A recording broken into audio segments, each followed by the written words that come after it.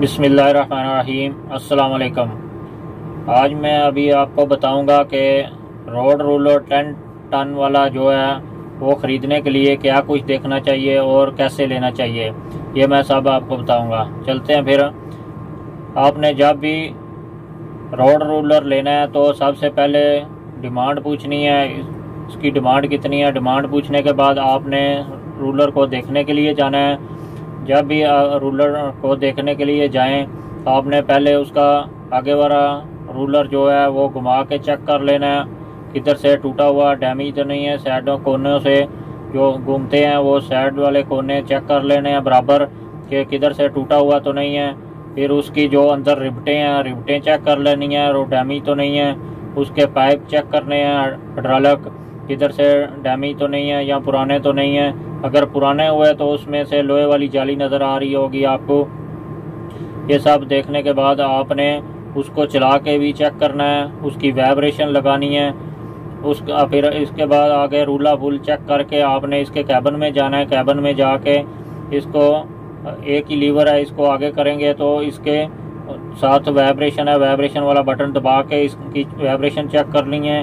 पहले half vibration check करें, उसको चला के फिर फुल वाइब्रेशन चेक करें, आगे करके चेक करें, पीछे करके भी चेक करें। ये चेक करने के बाद आपने एक इमरजेंसी ब्रेक होती है ऊपर, वो भी चेक करनी है, चल रही है या नहीं चल रही।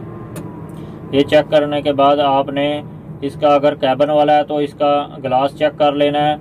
अगर ऐसे खाली छतरी वाला है तो इसकी छतरी चेक करें। इसके जो छतरी के राड हैं वो चेक करें, किधर से डैमेज तो नहीं, टूटे हुए तो नहीं।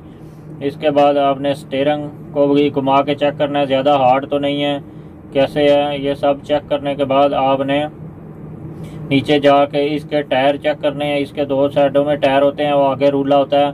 ये 10 टन वाला रूलर है।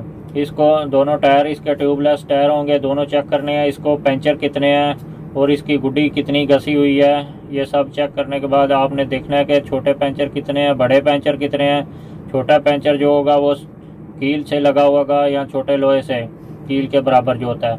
और जो बड़ा पंचर है वो स्टील या सरिये से लगा होगा।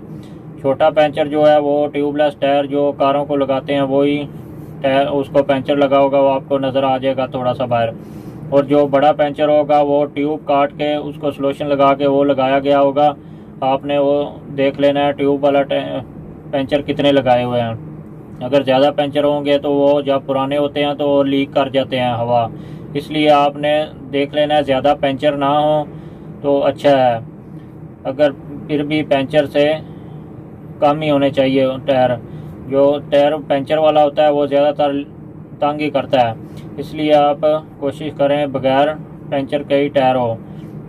ये सब देख के फिर आपने उसकी पावर चेक करनी है। पावर चेक करने के लिए आप किसी भी मिट्टी के ढेर के आगे जाना है, उसको पुश करेंगे, वो ऐसे आगे आगे घूमता जाएगा टायर, तो आपको पता चल जाएगा कि उसमें ज़्यादा पावर तो नहीं है। इसलिए आप उसकी पावर चेक करें। पावर चेक करने के लिए यही तरीका है कि उसको पुश करेंगे, पीछे से आप धुआं देखें। अगर फुल काला धुआं है, ब्लैक है, तो आप समझ जाएं कि उसके पावर नहीं है, उसके इंजन में पावर डाउन है। अगर तो डार्क ब्लैक निकल रहा है या हल्का काला धुआं निकल रहा है तो आप समझें कि उसमें पावर है। ज़्यादातर जो रोड रूलर हैं उनमें पावर इंजन में होती है, इसलिए आप फिर भी चेक कर लें। जब पुराना ज़्यादा हो जाए तो उसकी पावर डाउन हो जाती है।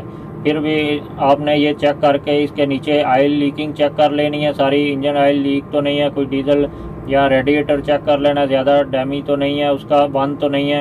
ये सब नीचे से चेक कर लें। किधर से भी लीकिंग नज़र आए आपको तो वो मैकेनिक को चेक कराएं।